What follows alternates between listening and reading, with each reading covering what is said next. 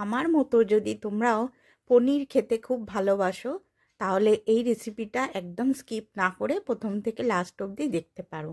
আমি এখানে আমুলের ক্রিম পনির নিয়েছি 250 গ্রাম, সেটাই আমি স্ট্রেনারে গ্রেট করে নিলাম পুরো।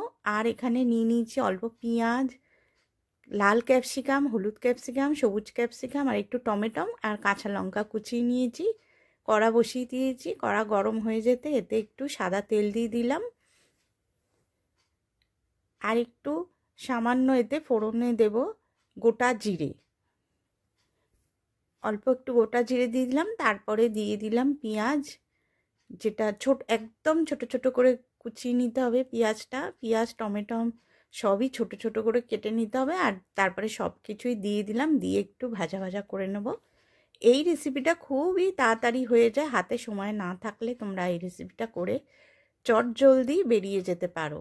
সামান্য একটু নুন দিয়ে দিলাম, একটু এটা মজে গেছে, তাতে পরিমাণ মতো লঙ্কার গুঁড়ো দিলাম আর পরিমাণ মতো হলুদ গুঁড়ো দিয়ে আবারও একটু ভাজা ভাজা করে নেব। এই রেসিপিটা আমি আমার বৌদির থেকে শিখেছি, তাই তোমাদেরও কাছে শেয়ার করলাম। আমার তো খুবই ভালো লেগেছিল, তাই সেইটাই ভাবলাম তোমাদের সঙ্গে শেয়ার করি। এবারে পনিরটা দিয়ে দিলাম, দিয়ে একটু নাড়াচাড়া করে একটু মাখো মাখো ভাব আসবে।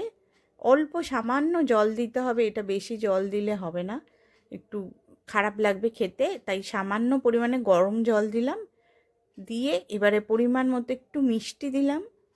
মিষ্টিটা তোমরা বুঝে দেবে, নাও দিতে পারো, যেহেতু পনির একটু মিষ্টি দিলাম। দেখো একদম মাখা মাখা হয়ে গেছে, তো টেস্টি টেস্টি আমাদের পনির ভুর্জি তৈরি। একঘেয়ে ওই পনিরের তরকারি না খেয়ে এরমভাবে একবার বানিয়ে খেয়ে দেখো।